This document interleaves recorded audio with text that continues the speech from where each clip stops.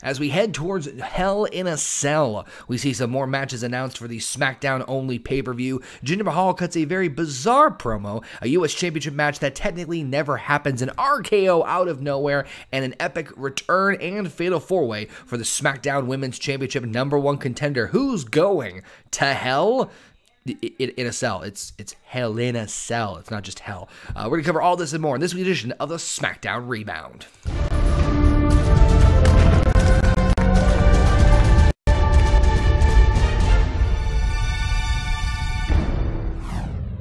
What is going on, guys? It is yours truly, Connor, aka OKAYFABE here. Welcome back, guys. Thank you so much for tuning back in right here on OneWrestling.com and, of course, One Wrestling's videos YouTube channel for another edition of the SmackDown Rebound. Of course, we're here to discuss everything that took place on September the 19th, 2017. An interesting SmackDown, and it is a little bit, different order, I guess you could say. They kind of took the scramble matches and just kind of scrambled everything up in a little bit of different order than we're kind of used to on SmackDown Live. In an intriguing promo from Jinder Mahal, the WWE Champion, a epic fatal four-way women's matchup for the #1 contendership for the SmackDown Women's Championship, a U.S. title match that never happens, and so much more. Now, we're going to break all that down for you guys here tonight.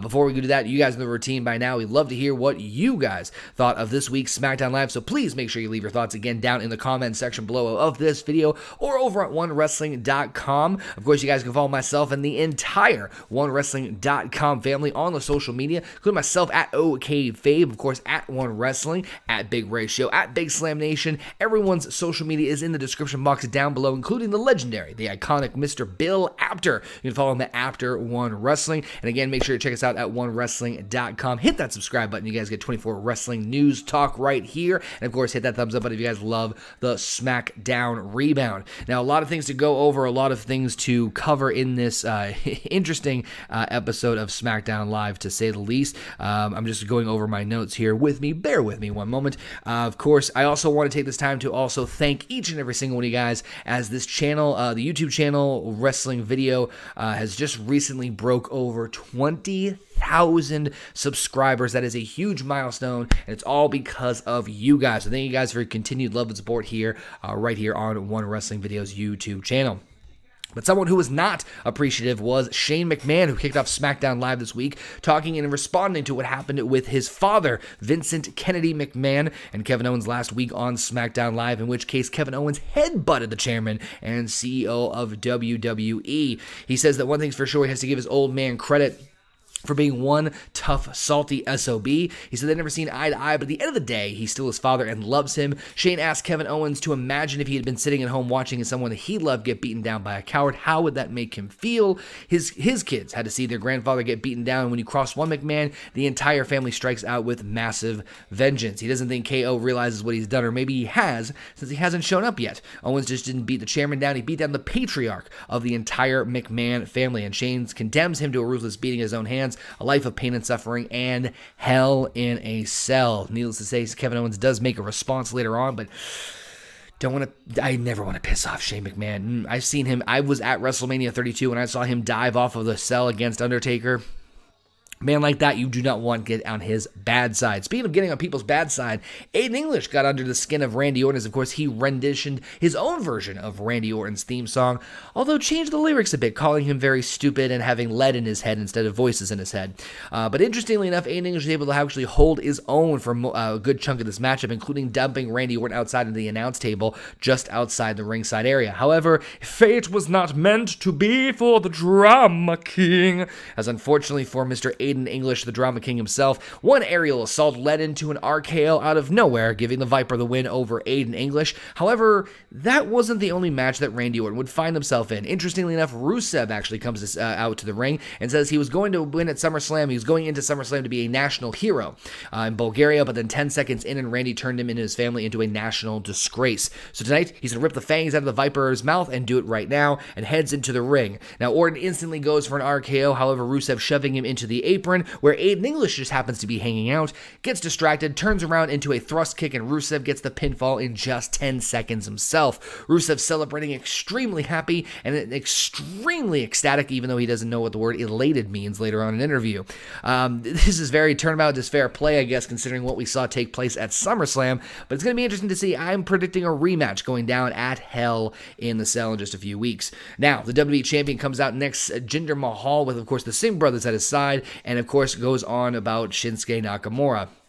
He says it seems that some folks were in an uproar over what we said last week, and Shinsuke himself wasn't pleased either, but at least his face is still full of delight, and they show the same image over and over again, referring to the fact that he doesn't really have, well, too many change of emotions.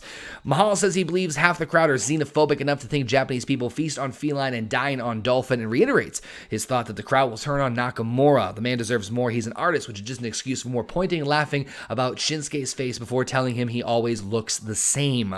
Of course, this continues on a little too uncomfortable part, where even the crowd was saying this is too far, or that this is too much, and it just really got kind of a little awkward for the WWE Champion to be calling out Shinsuke Nakamura for a lot of his Japanese features, we'll just put it that way. So it's going to be interesting to see exactly what goes down. Shinsuke Nakamura doesn't really respond too much in an interview following afterwards. He says he has a giggle about Jinder's mockery. It's very funny, but not so funny at Hell in a Cell when he wins the WWE Championship.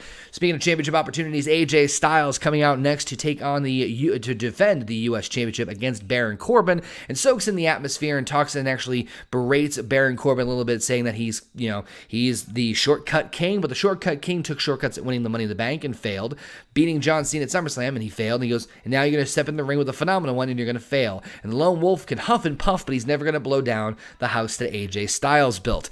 Now, before the match even begins, as they're doing the introductions, Baron Corbin actually blindsides AJ from behind and starts to wail on him, which is when Ty Dillinger comes in and takes out the knee of Baron Corbin. Corbin then waves off the match, not wanting anything to do with it. That doesn't prevent Styles, though, from beating him up and locking in the calf killer. The match actually never takes place, but I do love the involvement of Ty Dillinger because it's hopeful for me that we're going to see maybe a triple threat match in a few weeks' time at the Hell in a Cell pay-per-view. Back from the commercial, Corbin is holding on and limping in an interview. He blows up on Renee Young, yelling at him that he feels violated. He's going to win the title when that perfect zero jumped him from behind, but then AJ attacked him and sprained his ankle with the calf killer. He's not whining, bitching, or moaning, but he's going to get even. But speaking of championship material, we do see Charlotte making her return back to the ring in over 6 weeks since the unfortunate news of her father's health. But luckily, Ric Flair is recovering fine and doing very well. A lot of people saying kicking out at 2.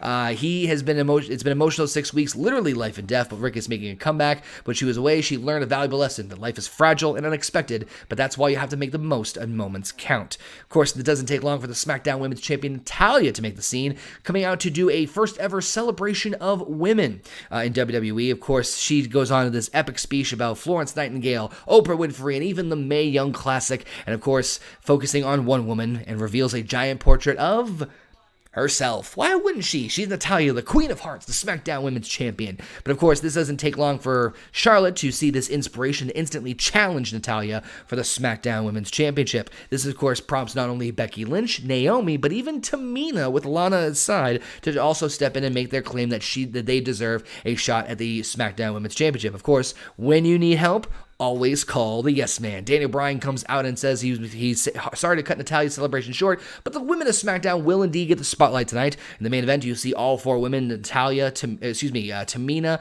Becky Lynch, Naomi, and Charlotte in a fatal 4-way. The winner will face Natalya for the SmackDown Women's Championship at Hell in a Cell. Now, we do know that it was announced that Big E and Kofi Kingston and Xavier Woods, the new SmackDown Tag Team Champions, the New Day, will have to defend their championships once again against the Usos at the Hell in a Cell pay-per-view. And the Usos were at commentary during the next matchup in a New Day against the Hype Bros in a non-tag team title match. That's a lot of freaking tease. But an interesting matchup nonetheless. Hype Bros able to get some offense in with Zack Ryder actually hitting that big long boot at the end. But unfortunately, Kofi Kingston breaking things up and dumping Mojo Rawley outside, set up for the midnight hour on Zack Ryder to give them the win. Now, interestingly enough, we did see backstage a little later on in the evening, Mojo Rawley a little distraught and disgruntled that they once again lost, and says to Zack, we need to do something drastic in order to change our direction. So it's going to be very intriguing. I don't think it's the end of the Hype Bros. I think it's only the beginning. Woo-woo-woo. You know it. I can't do the fist bump. It's just not. It's nope. This is I'm such a geek. Anywho, we do see Kevin Owens actually respond via satellite to Shane McMahon, and he says the first thing he'd like to do is apologize. He really doesn't know what came over him last week as he watched it again and again, but he still can't believe what he did, so he apologizes to W Universe, W Management, and of course the entire McMahon family. But he can say with sincerity that it was Shane's fault. He made him attack his father, made him want to headbutt his skull off his shoulders, made him want to punch and kick him, and made him want to punch and crush his ribs. It was all Shane. He disrespected him and made him want to obliterate Vince. And he has nothing but respect for Vince, but when he made that deal with Vince, he knew he was a man of his word, but he looked at him and he saw Shane. He says there's also one more apology. Anyone who watches Hell in a Cell, because what he did to Vince is only a fraction of what he's going to do to Shane McMahon. He wants to condemn him to hell. No. People like Kevin Owens who do what he's going to do to people like Shane end up actually going to heaven. A very creepy, heelish promo from Kevin Owens. The man is fantastic at doing that ability. It just, sends shivers down my spine. But on a more interesting, entertaining note, Dolph Ziggler actually coming out and actually performing more of those fun entrances that he always does, this time doing Triple H, Shawn Michaels, and actually a DX one together, even saying with Triple H asking if he could run NXT now, and Shawn Michaels that he can feel him losing his smile. Can't wait to see where this goes, but I have a feeling that this epic encounter that he'll eventually have will be glorious. That's all I'm going to say about that. Fatal 4-Way women's matchup was actually a very fun one to watch. Charlotte, Flair, Naomi, Tamina, and Becky Lynch. Lana doing a great job at ringside, being a great manager role. I think that's definitely her nature, her calling in this regards. I actually thought for a few moments that Tamina was actually going to get the win here in this Fatal 4-Way. However, it was not meant to be. She hit a splash, but Naomi cutting her off, and Lana actually trying to pull Naomi out of the way, but of course gets a high kick for her troubles. Again, Fatal 4-Ways are no disqualification. However, it doesn't take long for Tamina to get distracted long enough for Charlotte to big boot her and ultimately give Charlotte the win, thus injecting her to the Hell in a Cell, at Hell in a Cell against Natalya for the SmackDown Women's Championship. So a lot of interesting build. There's a lot of things that I did like about this SmackDown, particularly the U.S. title, the women's title, and of course the Aiden English Randy Orton matchup. A lot of that caught me off guard in terms of the direction. Love the Aiden English Randy Orton matchup, that it wasn't just a quick 2-second matchup or 10-second matchup in Rusev's case. I love the U.S. Championship scene. I love how they're doing multiple layers and overlapping a lot of things with Ty Dillinger, Baron Corbin, and AJ, hopefully to get that triple threat. And the women's matchup was a great way to close the show.